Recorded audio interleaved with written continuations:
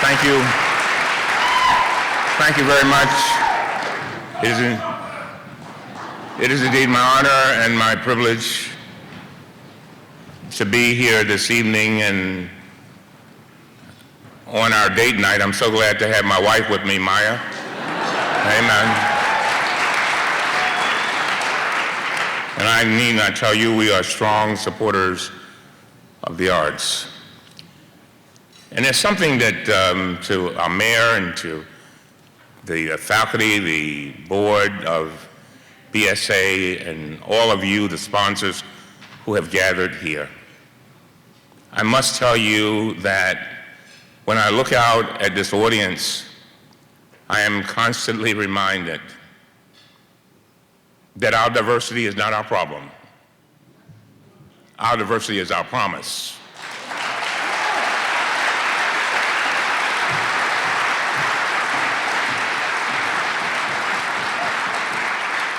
My wife will tell you that I've been trying to get over a cold for 2 months, ever since our new president was elected.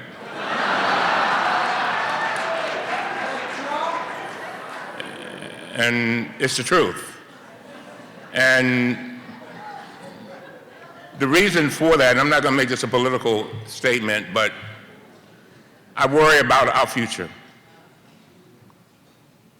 And there's something that has been ringing in my heart for at least the last month or two. You know, I have a meeting coming up on Wednesday with the president.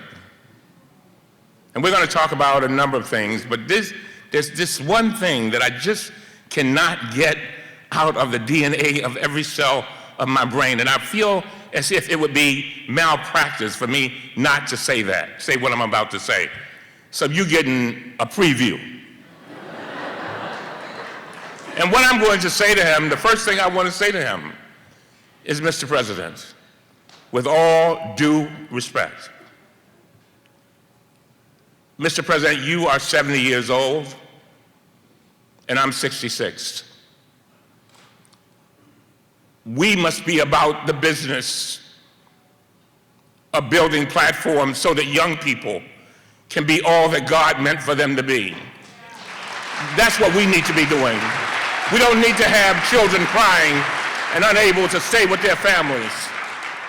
And the reason why I mention that is the theme of tonight, opening doors, is the appropriate theme. Ladies and gentlemen, I know what it feels like to feel as if you have something within you that you cannot get out of you, that there is a talent. When my daughter, my youngest daughter, graduated from BSA 4 years ago, hold on to your seats. And then she graduated from Howard University in 4 years. I wasn't playing that 5-year stuff, 4 years. But I'll never forget when she first came here. After she had been here about a month, she came home and she said, I said, how's it going? And she dropped her head. I was worried. All parents know that feeling. Your heart just drops to your feet. And then she said, Daddy, I can't believe it. I can't believe it. I thought she was going to say, take me out of there. She said, Daddy, I love it so much, I don't even feel like I'm going to school. And the things that she talked about was the diversity, talked about the faculty, talked about young people working with her, helping her to develop her own talents. But she said something else that I will never forget.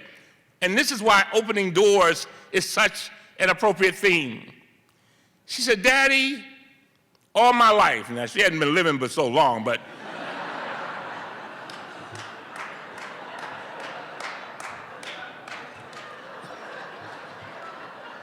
all my life, I always felt that there was something in me that was locked away, and it was like, and I can still remember her saying it, it was like it's right up in here, and I could not figure out what it was. And she said, when I came to the Baltimore School for the Arts, I was able to see what it was. I wanted to act. I knew that if I could just get this thing out of me and give it to the world, I would be better off. And so we saw a little C+ student turn to an A student. Why? Oh, God. I want you to remember this. I heard this a long time ago, but it's so true. Children go where the applause is. They go where the applause is. The ones that join the gangs, they go where the applause is. And so what you are doing tonight is so important because you're opening doors. And anybody who knows anything about our young people know that programs that are offered, like Twigs, are so important. I often tell people, having grown up in South Baltimore, the mayor's heard me tell this story, and Eddie Brown and Sylvia. We didn't have very many things to join. And I just wanted to be a member of the band. That's all I wanted to do. But it costs 25 cents a year to rent the horn. My father, who was a laborer, and mother was a domestic working in Roland Park in Guilford for $7 and car fare. They said, we can't afford it. And so all my life, I've been this frustrated horn player.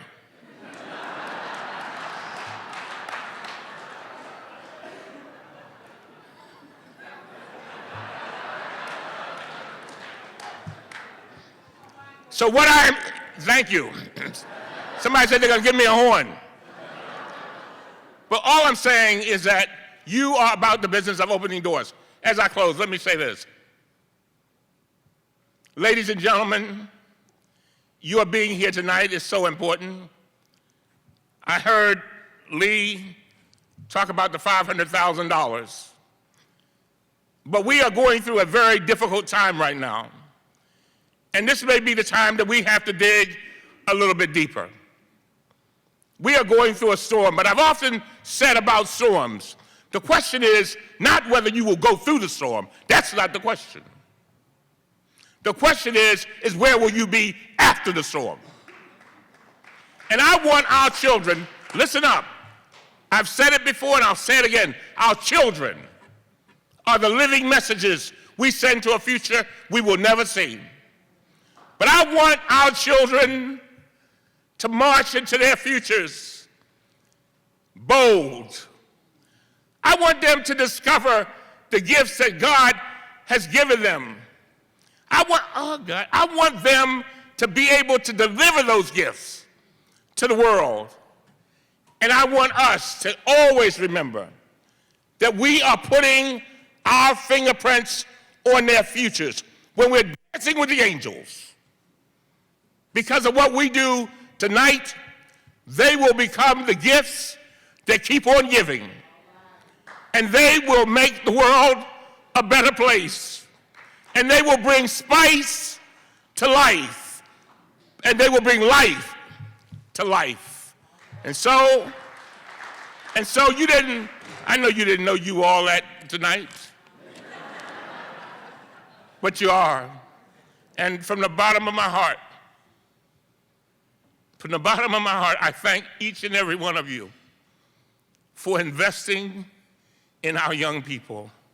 It is so, so, so important to see that smile, to see them lift their heads up a little higher, to see the tears roll down their faces when they discovered they can do something that they didn't even know they could do, to know that there were people from Baltimore and the Baltimore region who come together to say, we will lift you up, and we will lift you up, and we will help you become all that God meant for you to be. Thank you.